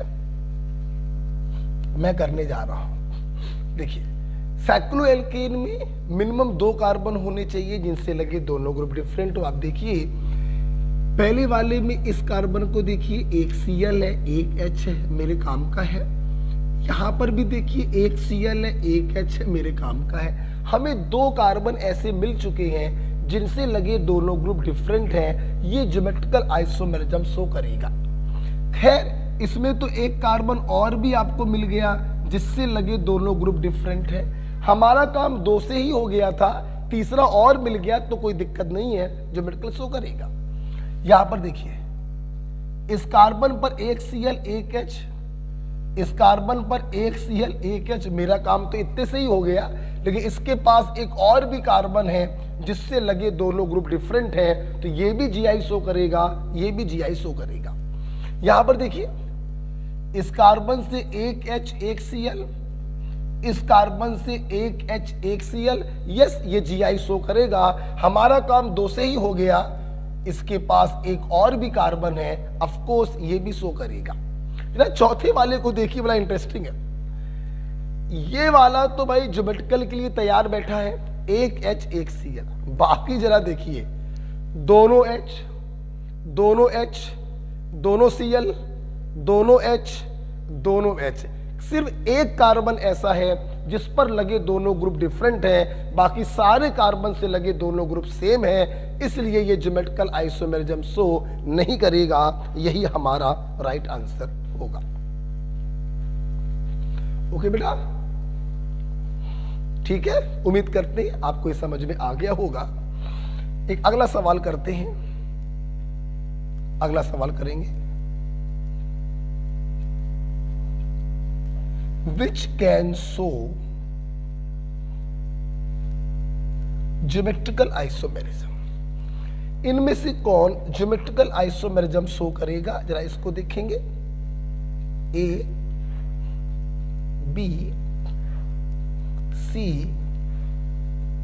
डी। ऑप्शन देखिएगा जरा।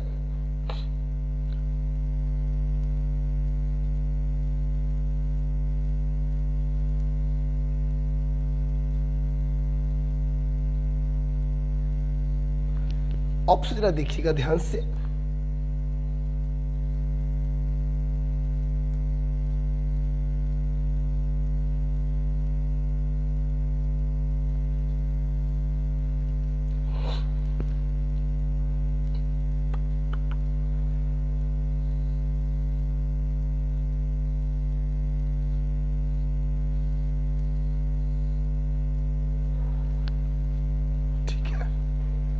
और मैंने आपको दिया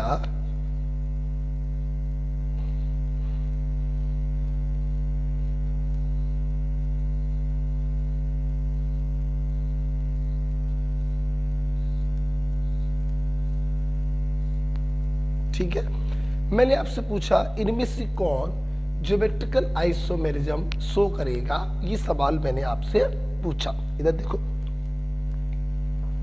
ध्यान से बेटा देखेंगे। देखिए बेटा, कार्बन कार्बन डबल बॉन्ड है, अच्छा, रोटेशन कैसा होगा, हिंडर्ड रोटेशन होगा। अच्छा भाई, अब आपको देखना ये है कि जिसके जिसके बीच में डबल बॉन्ड है उससे लगे दोनों ग्रुप डिफरेंट होने चाहिए। देखिए, इस कार्बन से लगे दोनों ग्रुप क्या है, डिफरेंट है, इसमें तो कोई प्रॉब्लम नहीं है। ठीक है, इसमें तो कोई प्रॉब्लम नहीं है। समझा जाए ये क्या हो गया? अच्छा सॉरी, वो बैक हो गया। ठीक है,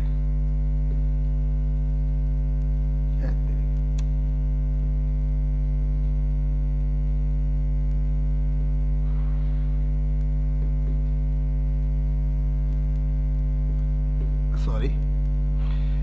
देखिए बेटा, इस कार्बन से लगे दोनों ग्रुप क्या है? डिफरेंट। ये तो तैयार है। अब सुनना, इस कार्बन की जो दो ग्रुप है या जो दो वैलेंसी है, उन्होंने मिलकर क्या बना ली है? साइकिल। तो यहां पर तो दिखाई पड़ रहा है कि दोनों वैलेंसी डिफरेंट ग्रुपों से अटैच है। जब किसी कार्बन की दोनों वैलेंसी रिंग में चली जाए, बोलो किसमें? रिंग में चली जाए, तो कैसे पता करेंगे कि उनकी दोनों वैलेंसी सेम है या डिफरेंट है? बहुत आसान। हम क्या करेंगे, उस कार्बन से एक बार एंटी क्लॉकवाइज चलेंगे और साथ में क्लॉकवाइज चलेंगे। तब तक चलेंगे जब तक दोनों हाथ मिल ना जाए आकर।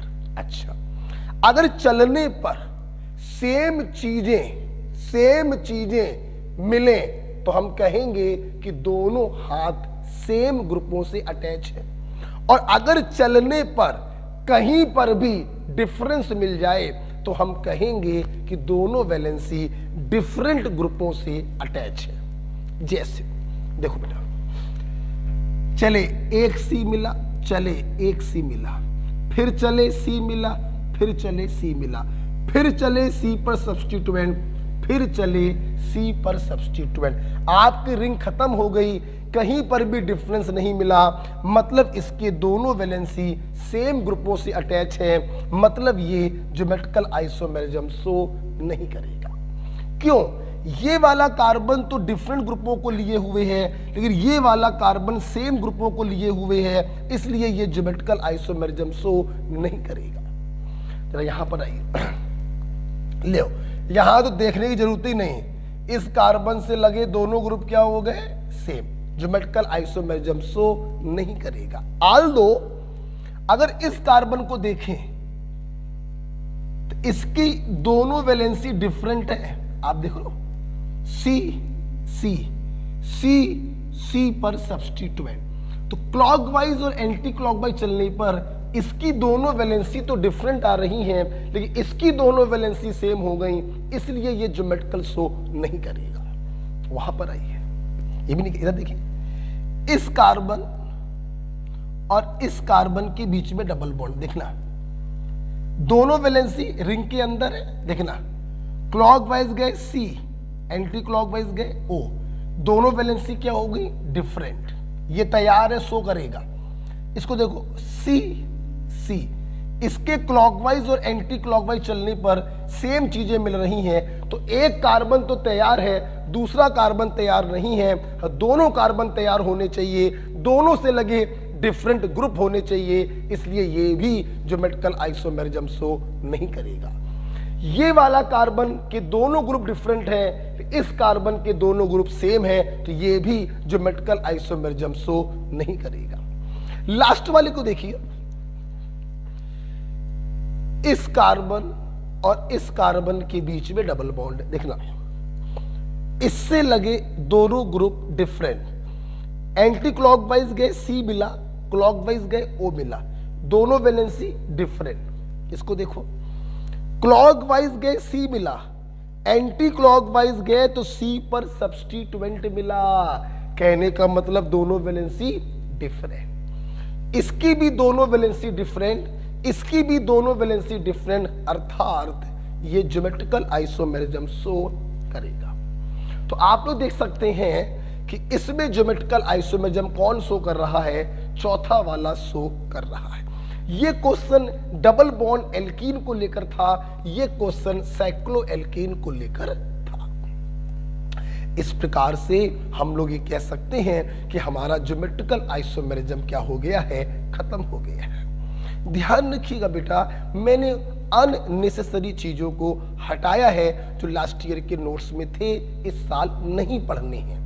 हमें फोकस करना है मेनली एनसीईआरटी और 10-20% एक्स्ट्रा चीजों पर। ओके, इसलिए लास्ट ईयर के नोट्स और लास्ट ईयर की सीट अलग कर दीजिए। इस साल के नए नोट्स बनाने हैं और इस साल की सीट को सॉल्व करना है। हम लोगों ने कन्फर्मेशन खत्म कर लिया, हम लोगों ने ज्योमेट्रिकल खत्म कर लिया। अगली क्लास में हम लोग पढ़ेंगे ऑप्टिकल आइसोमेरिज्म। आज का HW आई होप आपको तैयार है। IUPAC के 1 से लेकर 70 तक आपको क्वेश्चंस लगाने हैं और ये पूरा आइसोमेरिज्म रिवाइज करके आपको आना है। ओके, उम्मीद करते हैं आपने ज्योमेट्रिकल आइसोमेरिज्म को एंजॉय किया होगा। मिलते हैं नेक्स्ट क्लास में। ओके भाई, थैंक यू।